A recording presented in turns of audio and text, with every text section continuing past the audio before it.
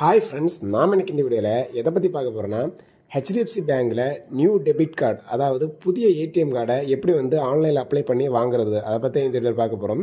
So நீங்கள் கண்டிப்பாக HDFC பேங்க்கில் ஒரு அக்கௌண்ட் யூஸ் பண்ணிட்டு இருக்கீங்கன்னா கண்டிப்பாக பார்த்தீங்கன்னா உங்களுடைய மொபைல் ஃபோனில் ஹெச்டிஎஃப்சி பேங்கோட ஆப் கண்டிப்பாக யூஸ் பண்ணிட்டு இருப்பீங்க. இல்லைனா பார்த்தீங்கன்னா நீ இந்த ஆப்பை எப்படி இன்ஸ்டால் பண்ணுறது இன்னும் புதிய ஒரு வீடியோவில் நான் அப்ளை பண்ணுறேன். ஸோ ஃபஸ்ட்டு பார்த்தீங்கன்னா அந்த ஆப் இருக்கவங்க ஃபஸ்ட் அந்த ஆப்பை லாகின் பண்ணி உள்ளே போய்க்கோங்க. ஸோ உள்ளே போகும்போது பார்த்தீங்கன்னா ஹோம் பேஜ் இந்த மாதிரி தான் இருக்கும். ஸோ இதில் பார்த்தீங்கன்னா இடது பக்கம் மேலே சைடில் பார்த்தீங்கன்னா ஒரு மெனு 3 டேஷ் போட்டு மெனு பார் கொடுத்துருப்பாங்க. ஜஸ்ட் அதை கிளிக் பண்ணிக்கோங்க. அதை கிளிக் பண்ணி பார்த்தீங்கன்னா ஒரு மெனு பார் ஓப்பன் ஆயிடும். ஸோ இதில் பார்த்தீங்கன்னா செகண்ட் ஆப்ஷன் பேங்கிற ஒரு ஆப்ஷன் இருக்கும். ஜஸ்ட் அதை கிளிக் பண்ணிக்கோங்க. அதை கிளிக் பண்ணோடனே பார்த்தீங்கன்னா கீழே கொஞ்சம் ஆப்ஷன்ஸ் காமிக்கும். அதில் பார்த்தீங்கன்னா கார்ட்ஸுங்கிற ஒரு ஆப்ஷன் இருக்கும். ஸோ அந்த கார்ட்ஸுங்கிற ஆப்ஷனை கிளிக் பண்ணிக்கோங்க. அதை கிளிக் பண்ணோடனே நீங்கள் யூஸ் பண்ணுற நார்மலாக யூஸ் பண்ணுற இப்போ ரீசெண்டாக யூஸ் பண்ணிட்டு டெபிட் கார்டோட டீட்டெயில்ஸ் எல்லாமே அதில் காமிக்கும்.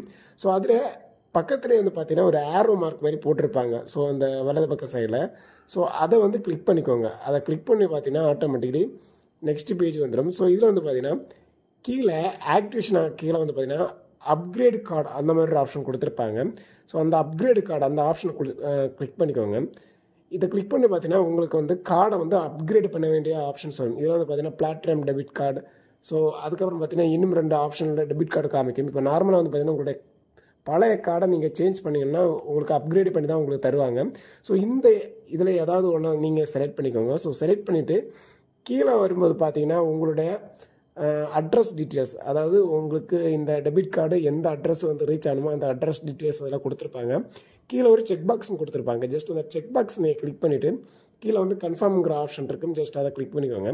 அதை கிளிக் பண்ணி பார்த்தீங்கன்னா ஆட்டோமேட்டிக்கலி உங்களோட கார்டு அப்கிரேடேஷன் நியூ டெபிட் கார்டோட அப்கிரேடேஷன் பார்த்தீங்கன்னா உங்களுக்கு சக்ஸஸ்ஃபுல்லி முடிஞ்சிருச்சுன்னு சொல்லிட்டு ஒரு இன்டிமேஷன் வரும். ஸோ இவ்வளோ தான் மேட்டர், வேறு எதுவும் பண்ண வேண்டாம். நீங்கள் டன் கொடுத்தோடனே முடிஞ்சிடும்.